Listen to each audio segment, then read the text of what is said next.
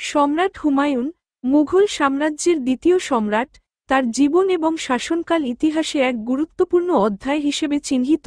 তিনি তার শাসনামলে মুঘল সাম্রাজ্য প্রতিষ্ঠা ও পুনরুদ্ধারের জন্য অনেক সংগ্রাম করেছিলেন, তবে তার শাসনের সবচেয়ে উল্লেখযোগ্য ঘটনা ছিল নির্বাসিত হওয়ার পরেও মুঘল সাম্রাজ্য পুনরুদ্ধার করা। আমরা তার জীবন, নির্বাসন এবং পরবর্তীকালে সাম্রাজ্য পুনরুদ্ধারের চেষ্টার দিকে আলোকপাত করব। হুমায়ুন 1508 সালে জন্মগ্রহণ করেন। তিনি ছিলেন সম্রাট বাবরের দ্বিতীয় পুত্র। বাবরের মৃত্যুর পর 1530 সালে তিনি মুঘল সাম্রাজ্যের রাজসিংহাসনে আরোহণ করেন। তার শাসনকাল শুরু হয় একটি কঠিন সময়ে, কারণ তিনি তার বাবার প্রতিষ্ঠিত সাম্রাজ্যকে একত্রিত ও সুসংগঠিত করতে প্রয়োজনীয় পদক্ষেপ গ্রহণ করতে বাধ্য হন। হুমায়ুনের শাসনকালে বিভিন্ন সামরিক অভিযান ও রাজনৈতিক চ্যালেঞ্জ মোকাবেলা করতে হয়েছিল। তার প্রধান শত্রু ছিল আফগান শাসক শের শাহ, যিনি তার শাসনকালে মুঘল সাম্রাজ্যের বিরুদ্ধে প্রতিরোধ গড়ে তোলেন। হুমায়ুনের শাসনকাল খুব বেশি দিন স্থায়ী হয়নি। 1540 সালে শের শাহ সুরি, যিনি সুরি সাম্রাজ্যের প্রতিষ্ঠাতা, হুমায়ুনকে পরাজিত করে। হুমায়ুন প্রথমে দিল্লি ছাড়তে বাধ্য হন এবং তাকে ভারত থেকে নির্বাসিত হতে হয়। 1540 সালে শের শাহ সুরি তাকে পরাজিত করার পর হুমায়ুন সাম্রাজ্য হারিয়ে পশ্চিমে পারস্যে পালিয়ে যান।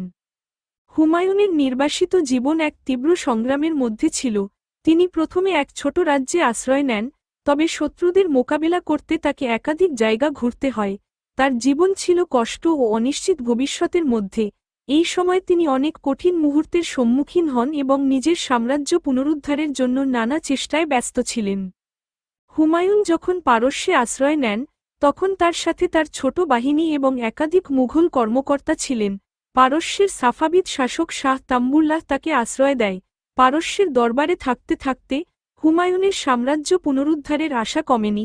1545 সালে তার জীবনের সবচেয়ে গুরুত্বপূর্ণ মুহূর্তে তিনি পারস্য থেকে সাহায্য নিয়ে ভারত ফেরার সিদ্ধান্ত নেন। পারস্যের সমর্থন ছাড়াও হুমায়ুনের প্রতি তার কিছু মুঘল সেনানী ও রাজকীয় কর্মকর্তাদের অনুগত ছিল।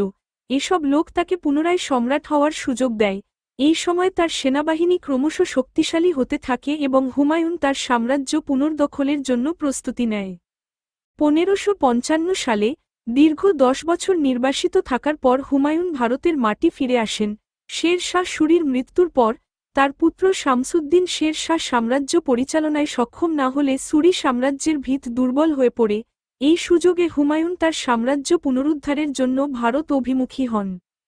হুমায়ুন প্রথমে পাকিস্তানের সাহওয়াল অঞ্চল, বর্তমানে পাকিস্তান, দখল করেন এবং ধীরে ধীরে দিল্লির দিকে এগিয়ে যান। 1555 সালে হুমায়ুন দিল্লি পুনর্দখল করতে সক্ষম হন এবং তার মুঘল সাম্রাজ্য পুনরায় প্রতিষ্ঠা হয়। হুমায়ুন তার পুনরুদ্ধারকৃত সাম্রাজ্যকে পরিচালনা করার জন্য কঠোর পরিশ্রম শুরু করেন, কিন্তু দুর্ভাগ্যক্রমে তিনি দীর্ঘকাল শাসন করতে পারেননি। 1556 সালে দিল্লির সম্রাট হুমায়ুন একটি দুর্ঘটনায় মারা যান, তবে তার মৃত্যুর পর তার পুত্র আকবর তার শাসনভার গ্রহণ করেন এবং মুঘল সাম্রাজ্যকে আরও বিস্তৃত করেন। হুমায়ুনের মৃত্যু পর তার পুত্র আকবর তার শাসন চালিয়ে মুঘল সাম্রাজ্যকে ব্যাপকভাবে শক্তিশালী করেন, কিন্তু হুমায়ুনের শাসনকাল ও তার সাম্রাজ্য পুনরুদ্ধারের সংগ্রামী মুঘল ইতিহাসে একটি গুরুত্বপূর্ণ অধ্যায় হিসেবে চিহ্নিত। হুমায়ুনের রাজনৈতিক দক্ষতা, সাহসিকতা এবং আত্মবিশ্বাস তার সাম্রাজ্য পুনরুদ্ধারের পথ সুগম করেছিল। সম্রাট হুমায়ুন তার জীবন ও শাসনকালে একদিকে যেমন কষ্টদায়ক মুহূর্তের সম্মুখীন হয়েছিলেন, তেমনি তার প্রত্যাবর্তন এবং সাম্রাজ্য পুনরুদ্ধারের সংগ্রাম ইতিহাসে এক অনুপ্রেরণার গল্প হয়ে দাঁড়িয়েছে। তার শাসনকাল মুঘল সাম্রাজ্যের ইতিহাসে একটি গুরুত্বপূর্ণ অধ্যায় হিসেবে গণ্য হয় এবং তার সম্রাট হওয়ার পথের সংগ্রাম ইতিহাসের পাতায় চিরকালীন হয়ে থাকবে।